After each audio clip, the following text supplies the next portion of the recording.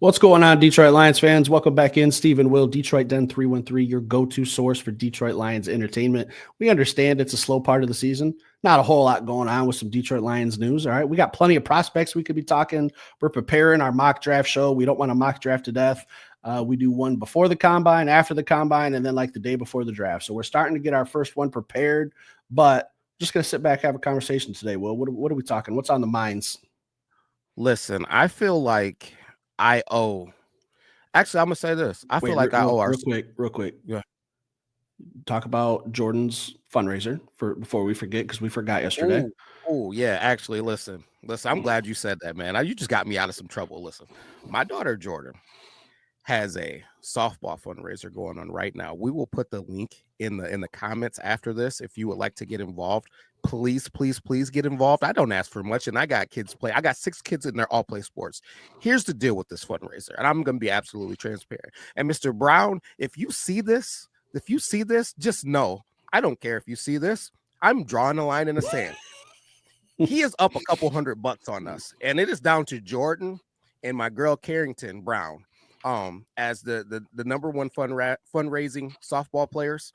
And I want to get Mr. Brown back. I've sent this thing to all of my friends, all of my family, and we are a couple hundred behind Mr. Brown. So please, if you have any dollar, I mean, listen, at pennies, anything to donate to Jordan softball, I will be permanently indebted to you. Please, I'm begging you, support this girl softball journey so I can kick Mr. Brown's butt. That's it. We'll put a link in the description at the end of this video if you guys want to donate, help out. If you guys have kids, you know how expensive some of these sports can be. All right, cost an arm and a leg. So if you can't help out, it's perfectly fine. We're just throwing it out there for some people who are capable. But Will, what are we talking today? Listen, so as I was about to say, in the same breath to you guys, subscribers especially, but anybody who tunes into our show, I feel like I owe you guys an apology, and here's why. When we hired our OC, right, John Morton, I was not over the moon about it.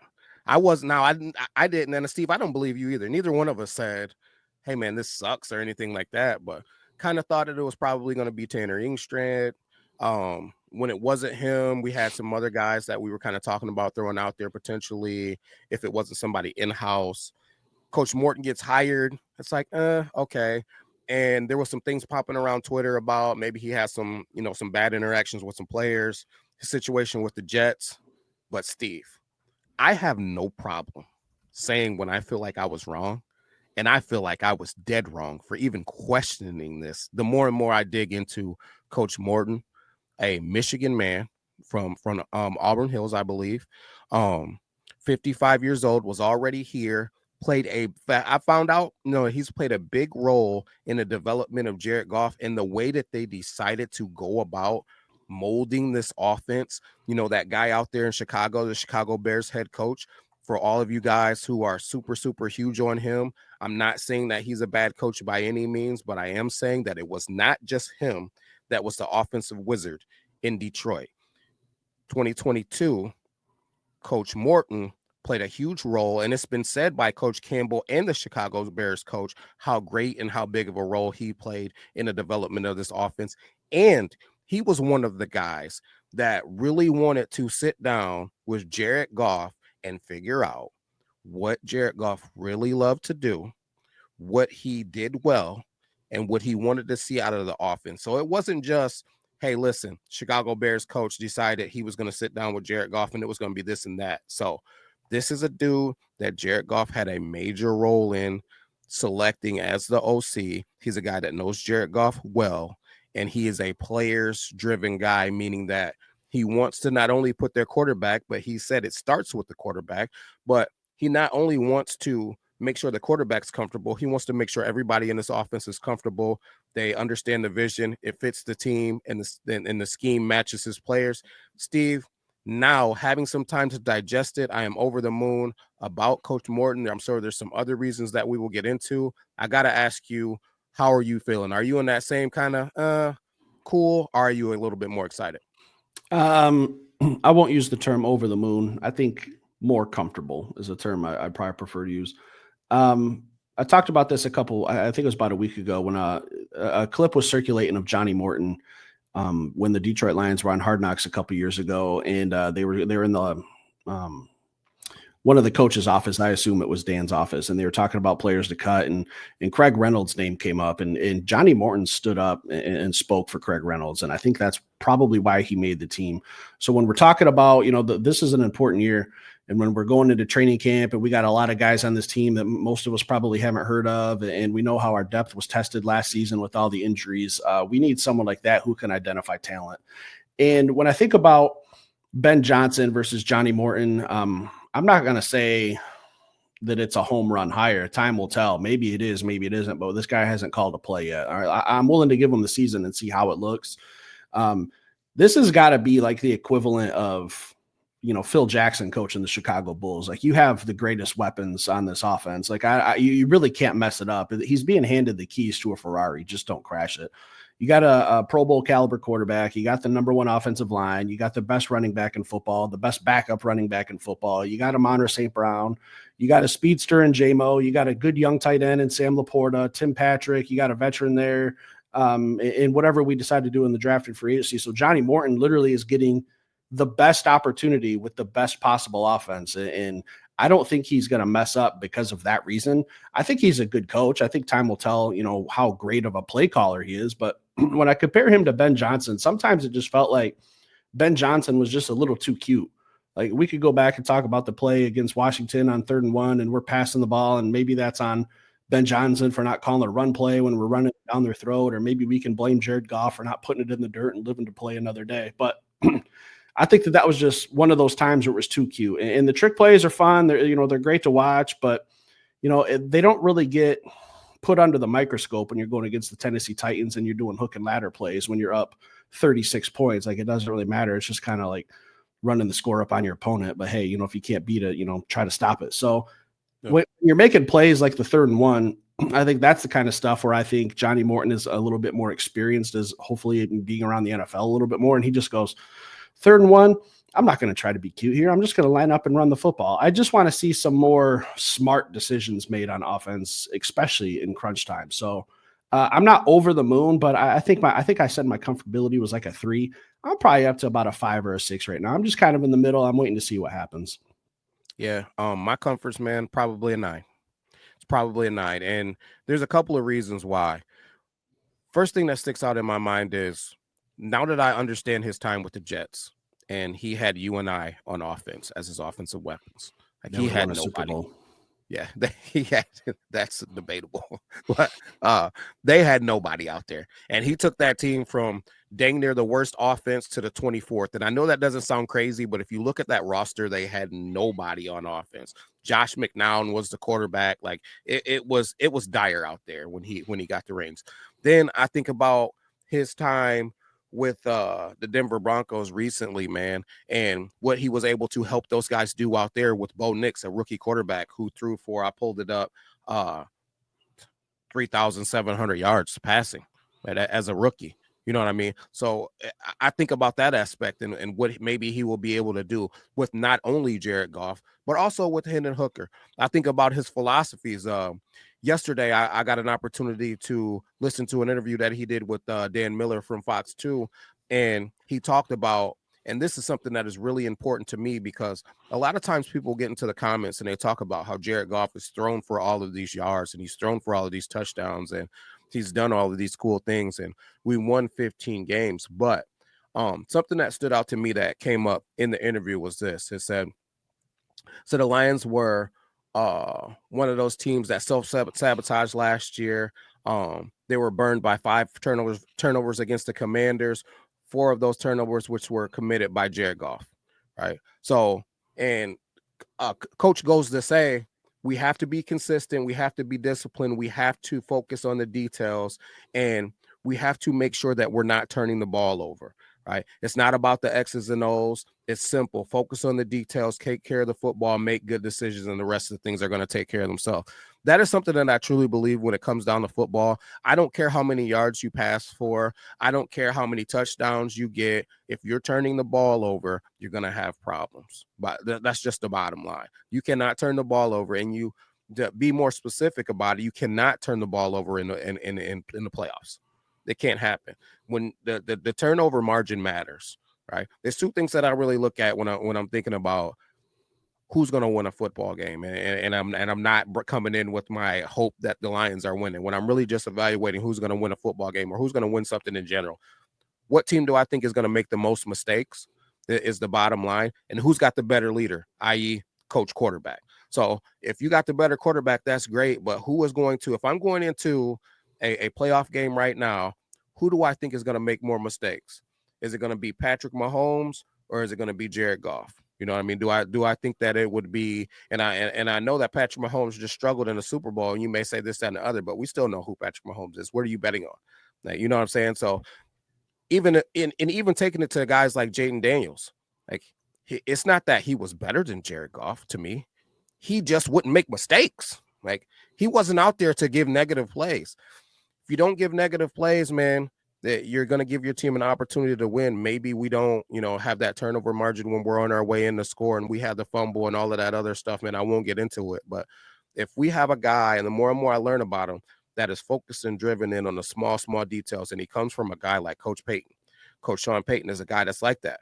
He wants to make sure that you're executing the smallest, most minute details, taking care of the football and not turning it over. That's why he's a champion. That's why he gets it done, because the bottom line is going to come down to inches.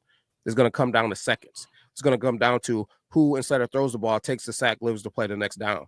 Who throws it in the dirt instead of putting that ball out there. All those things matter, man. These are things that are making me fall in love with Coach Morton, even though he hasn't taken he hasn't made an offensive play call with the Detroit Lions yet. It's that, and it's the Dan Campbell commonality of this. He's a Michigan man, and I know that Coach Campbell isn't a Michigan man, but he played in Detroit and he understood the culture and what it's like to be here and how bad we want this city, this state wants a Super Bowl. Coach Morton's from here. He grew up a Detroit Lions fan, grew up a Barry Sanders fan. His father retired from GM. He understands blue collar. He understands the struggle. He wants it bad. He's talked about just how bad he wants that parade on Woodward. And he even said when he got the job, it's one of the first things he's thought about. He's got me excited. He's saying all of the things. I believe he's going to do all of the things. He's already proven in 2022 that he's a good coach and he fits Jared Goff. I think we're going to advance what we're already doing well. When you think about football 101, like the first thing they teach you at Pop Warner, especially if you're a quarterback, take care of the football. Mm-hmm. The three worst games I think we had this past season was the Houston Texans, where Jared Goff had 43 interceptions or something like that. And we were very, very lucky to win that game because we got a couple of defensive stops. And then if you fast forward to the Buffalo game, where we had a 3-and-out in the opening series, and everyone kind of had that feeling like, oh man, like this probably isn't going to be good. Like Buffalo's going up and down the field and they're not scoring. Jared Goff probably had his best game. I think he threw for over 500 yards, 4 touchdowns, and we still lost. So we needed some defensive help. Same thing with Washington. As much as I blame Jared Goff for that loss, I know that the defense isn't completely washing their hands and they're not completely innocent. They didn't step up and get a stop when we needed it. Didn't force any turnovers. When I look at this Lions defense, I think the best thing for Jared Goff is just go out there and get an elite defense. Elite. Just help him out for when he does occasionally, like once a season, he has one of those bad games. And it really sucks that probably one of his worst was against Washington in the playoffs, when you don't get a chance to bounce back and correct it the next week because your season's over. So if we get that elite defense, if he turns the ball over 3-4 times and I can just sit back and say, hey, it's all right. We can get after the quarterback. We match up well on defense. We're healthy. That's probably another biggest thing. I think that's what Jared needs. So I'm going to ask you this. Do you think he needs any help on the offensive side of the football, or is this just Jared needs to take better care of the football type situation? I think bottom line, Jared needs to take care of the football. No ifs, ands, or buts about it. I think that Jared Goff, he's obviously got the tools to be successful in this NFL, but some of this stuff isn't. That fumble that he took, we can say whatever we want about it, man. He didn't have to take that fumble. I don't care what the play call was. He could have ate that football earlier. He could have threw it in the dirt earlier. I can't remember. I think it was a play to Amon-Ra. He got slipped. He slipped or something, and it wasn't there. He had Bobby Wagner covering him, so it should have been a pitch and catch, like easy first down. Yeah, but it's 3rd and 1, man. It's not there. Throw it in the dirt. Why are we holding on to it? Like it's just that's what it is for me, man. We gotta focus on the fact that that's 4th and 1. We either kick a field goal or we go for it on 4th down, live to play another play. You can't take, for number one, you shouldn't have been taking a sack there, even if it was a sack without a fumble, right? But I don't know, man. That was just a bad football play for me. We got to be better. I expect better out of an elite quarterback in this league. For me, I can get, and I completely agree with the elite defense. I think it's going to help Jared Goff out tremendously, but I can't let Jared Goff off about just the defense, because if you turn the ball over 4 times, we got to talk about you as the quarterback, right? Now, if he didn't turn the ball over and the defense just got destroyed and we lost, then we could say, hey, listen, we got to get this defense up to snuff. This isn't Jared's fault. We talked about it, you and Steve, and I think you were one of the first people that said it when we went live after the San Francisco 49ers game. We said, hey, wait a second. Jared Goff played some decent football this game. I can't hang this thing on Jared Goff. So we are not a podcast that gets on here and just trashes Jared Goff. Mm-hmm. But this Washington Commanders game, Jared Goff has some issues there, and we need to take care of that. Now, if Jared, again, I'll say it again, if Jared takes care of the football and we lose because of what's going on defensively, so be it. If Jared is throwing dots, then people are just dropping these dots. And hey, listen, so be it. Like, but if you're throwing interceptions, if you're fumbling the football, if you're turning the ball over, we got to talk about you. We got to stop doing those things. But I do agree with you, Steve. Let's bolster this defense, free agency, the draft. There's players, and there's players everywhere, from DNs to defensive tackles to linebackers. We got to corners. We got a ton of guys that we have slotted as prospects that the Detroit Lions could potentially bring into Detroit. And I think they're guys that could help this team immediately. And I think between that and free agency, we can do a lot this offseason. And I'm excited for that. I think all Jared needs is to take care of the football and have a darn good defense. I don't think it even has to necessarily be elite. I just think we have to have a defense that's going to keep you under 30 points, because Jared has shown that he can put up 30 points, even in a bad football game. Turn the ball over 4 times against the Washington Commanders, still put up 30. So Jared's going to score you points. He is going to have some bonehead moments. My hope is Coach Morton can come in and clean that stuff up for him. If he does that, man, it's lights out, man, and we're right back on the Super Bowl path. Yeah, if we re-sign Kevin Zeitler, I don't even think our offense needs any tweaks. Like, I think we're just set. Like, hey, this is what it is. Maybe you add another receiver or a backup interior offensive lineman somewhere in the draft. But I think that this offense, for the most part, it's going to be the same in 2025, just with a different play caller, and we'll see how that works out. So my comfort level has gone up a little bit. I wasn't like I respect Ben Johnson. I think he was one of the good play callers in the NFL. But when I look at this Lions offense, I think that's what really made Ben Johnson. Like, we have elite talent from top to bottom on offense. So it's easy to coach. You still got to execute. You still got to make good decisions. Like, you can't turn the football over. Anything else tonight, Will? No, man, I'm just excited. I'm excited about all of it, too. I'm excited about Coach Morton to get the opportunity, see what he's going to turn this thing into. I'm excited about to see what that Chicago Bears head coach is going to do out there, because I haven't seen him be a leader of men. So I'm excited about the rivalry that we're going to have going against him twice a year. Let's see who has the best leader.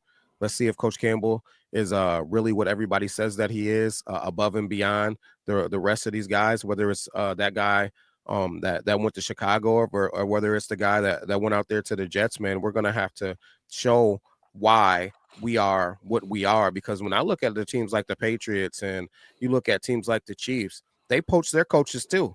That machine keeps going. Is our machine going to keep going, or is our coaches getting poached going to affect our machine? I strongly believe we got Dan Campbell and we got Brand Holmes, and this thing is just going to keep rolling. Yeah. My last thing, tomorrow, we're doing a live show. All right. A lot of people ask, hey, how come I never know when you guys are doing a live show? Sometimes it's just hard to clear out an hour and a half. We're going to do one February 19th around noon. All right. Sometime around there. So a lot of people say, oh, man, I wish I'd have known you guys were going live. I'd like to catch one of those. So a little bit of short notice, but you got about 24 hours. We're doing it right at lunchtime. If you're working, hide from your boss, eat that Crunch Wrap, that Taco Bell, wherever you go for lunch, pop on some Detroit Den 313. We're going live tomorrow around noon. Stick around, hit that like button. We'll be back tomorrow with another show. Peace.